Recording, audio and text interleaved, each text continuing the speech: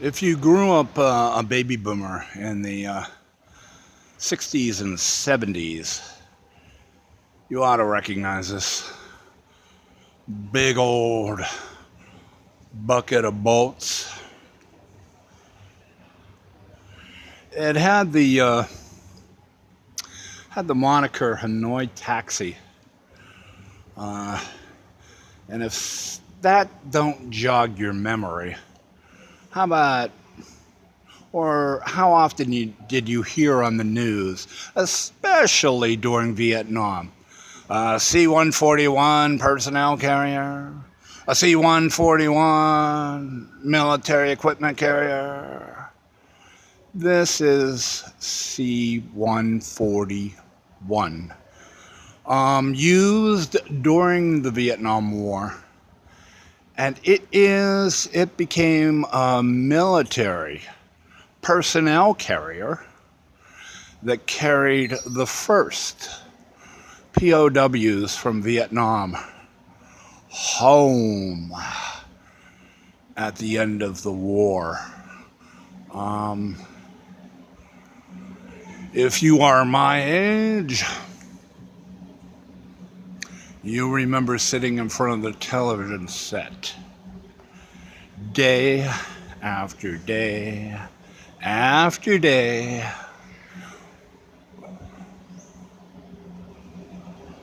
with my mother, who had no problems at all with her soaps being interrupted, watching the boys come back from Vietnam was a hell of a lot more important than the bachelors on the guiding light.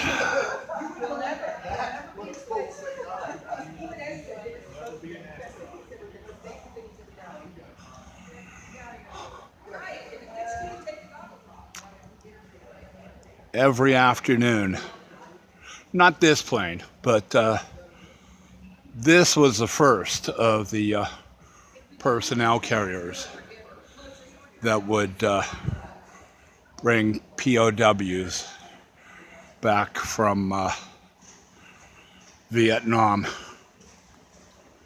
to the States.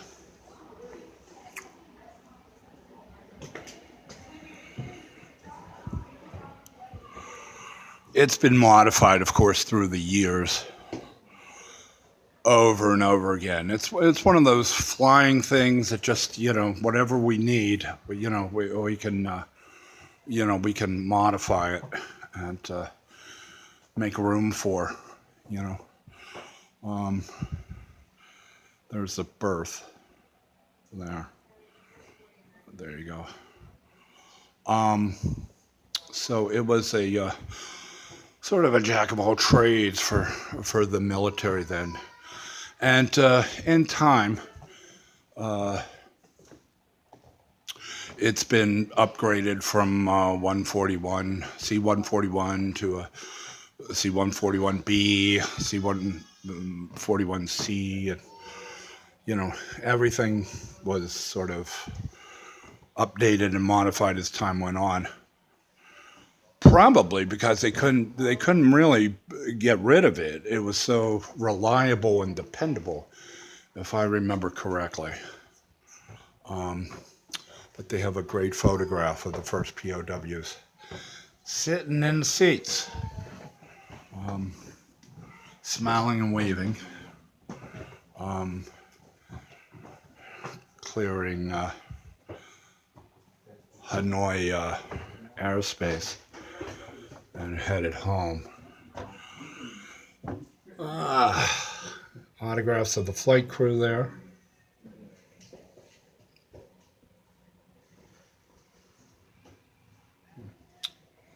The laboratory. Signed probably over and over and over again by whatever rescue was necessitated, I'm sure. And there's the cockpit there. Okay. It's that's part of course, the upgrades with the avionics and good stuff like that. But yeah, it's the C-141, and ironically, it flew in 2004. Was it? Did I read? One of its last flights was to bring home remains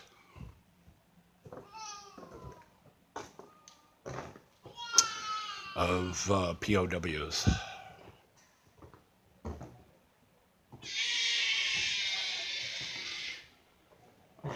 from Vietnam.